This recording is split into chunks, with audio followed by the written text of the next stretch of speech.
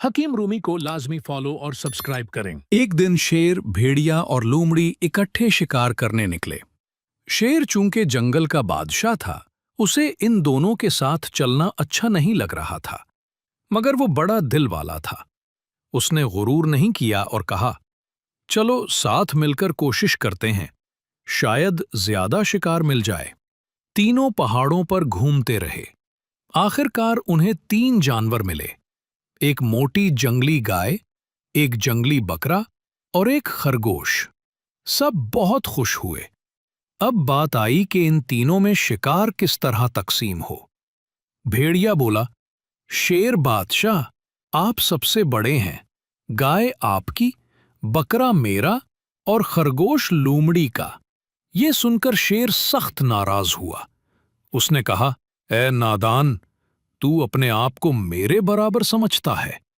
मैं जंगल का बादशाह हूं और तू मेरे सामने खुद को हम कह रहा है। फिर शेर ने एक जोरदार पंजा मारा और भेड़िए को चीर फाड़ दिया। अब शेर ने लोमड़ी से कहा, ए अक्लमंद लोमड़ी, अब तू शिकार तकसीम करके दिखा। लोमड़ी अदब से बोली, जहां पनाह, ये मोटी गाय आपके सुबह के नाश्ते के लिए है, ये बकरा दोपहर के खाने के लिए और ये खरगोश शाम के हल्के खाने के लिए। शेर खुश होकर बोला, वाह, तूने इंसाफ किया।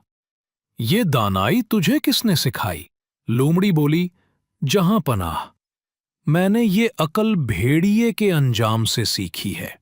शेर हंसा और बोला, जब तूने अपनी जान बचाने के लिए अकल इस्तेमाल की, तो अब सारा शिकार तेरा हुआ। तू हमारी हो गई, हम तेरे हो गए। लोमड़ी ने दिल ही दिल में खुदा का शुक्र अदा किया कि उसे भेड़िए के बाद बुलाया गया। अगर पहले मुझे तकसीम का हुक्म दिया जाता तो मेरी जान कैसे बचती? बस खुदा का लाख लाख शुक्र है कि उसने हमें अगलों के बाद पैदा किया। हमने पिछली कौमों पर खुदा की सजाएं सुनी ताकि उनके अंजाम से इब्रत हासिल करें।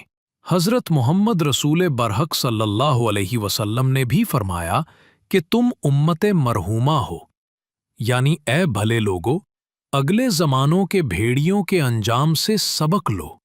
आकिल आदमी जब फिरौन, आद और समूद जैसी कौमों का अंजाम सुनता है तो अपने दिल से गुरूर व तकब्बुर निकाल देता है, और अगर फिर भी गुरूर बाकी रहे तो दूसरे उसकी गुमराही से सबक सीखते हैं।